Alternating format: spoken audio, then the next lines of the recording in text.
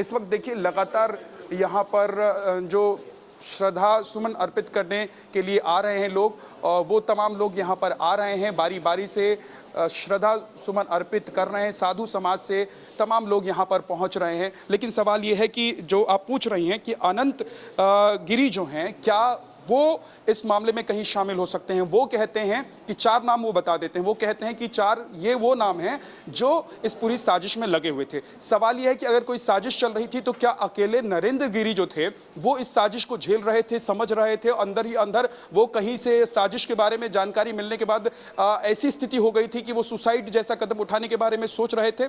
उनके शिष्यों को इस बारे में जानकारी नहीं होगी। देखिए, जिस यहाँ मठ पर हम इस वक्त मौजूद हैं और जिस आश्रम में हम मौजूद हैं, ये छोटा आश्रम नहीं है, मठ छोटा नहीं है, बहुत बड़ा मठ है। इस मठ की मान्यता है और इस आश्रम की मान्यता है। और खुद नरेंद्र गिरी जो है वो तो अखिल भारतीय अखाड़ा परिषद के अध्यक्ष थे। तो ऐसे में सवाल उठता है कि अगर ऐसे किसी व्यक्ति के साथ अगर इतना सब कुछ षड्यंत्र चल रहा है, साजिश हो रही है, तो वो इसके बारे में किसी न किसी को जानकारी देगा। ऐसे साजिशकर्ताओं या षड्यंत्रकर्ताओं के खिलाफ कदम उठाने की बात वो सोचेगा। और नरेंद्र गिरी कई सारे विवादों में रहे, उसको उन्होंने लड़ा और उस विवाद, उस लड़ाई से वो निकलकर बाहर आए थे। तो अगर कोई उनके खिलाफ साजिश कर रहा था तो उसके बारे में वो जरूर किसी को बताते। मैं एक बार फिर से आपको दिखाना चाहूंगा। देखिए, एक ये कमरा है, ये कमरा है जहां पर हमको बताया गया कि नरेंद्र गिरी का जो शव है वो पंखे से लटका हुआ मिला। ये एक कमरा है और इसके बगल में दूसरा दरवाजा जो आप देख रहे हैं, ये दरवाजा है। इस कमरे में पहले आकर वो बैठे थे और उसके थोड़ी देर बाद वो आकर इस कमरे में बैठ जाते हैं, इस कमरे में बैठ जाते हैं, जिस कमरे को अब फिलहाल देखिए सील कर दिया गया है, लॉक कर दिया गया है। यही उनका जो शरीर है वो पंखे से लटका हुआ मिला था। उनका पार्थिव शरीर उनके शिष्यों ने यहीं पर देखा था। तो ये वो कमरा है। हालांकि आपको मैं बता दूं कि ये उनका निजी कमरा नहीं है, यहाँ पर वो रहते नहीं थे। वो रहते थे यहाँ से कुछ ही कदमों की दूरी पर। आप देखेंगे ये इसी परिसर के भीतर ऊपर आपको जो खिड़कियां नजर आ रही हैं, ये देखिए, ये जो 6 खिड़कियां आपको नजर आ रही हैं, यही वो कमरा है जहां पर नरेंद्र गिरी रहते थे, आते थे, अपने कमरे में जाते थे, आराम करते थे, यहीं से मंदिर आया जाया करते थे।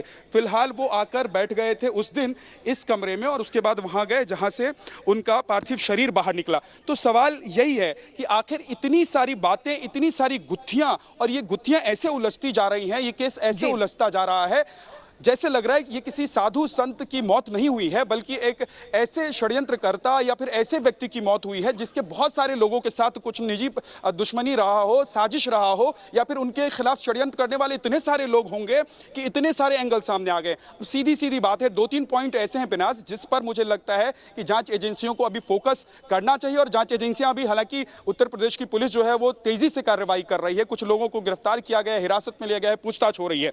लेकिन सबसे बड़ी बात यह है कि सबसे पहले यह पता लगाने की जरूरत है कि क्या जो 7 पन्ने का सुसाइड नोट है वो नरेंद्र गिरी जी ने लिखा था या नहीं लिखा था। दूसरी बड़ी बात यह है, अनंत गिरी जिन लोगों का नाम ले रहे हैं वो लोग क्या पिछले कुछ वक्त से गुरु जी के यानी कि नरेंद्र गिरी के संपर्क में थे, और थे तो उनके आसपास के जो लोग थे वो क्या उनके बारे में कुछ बता रहे हैं। सिर्फ उनसे पूछताछ करने से नहीं, उनके आसपास के लोगों से भी पूछताछ करनी पड़ेगी।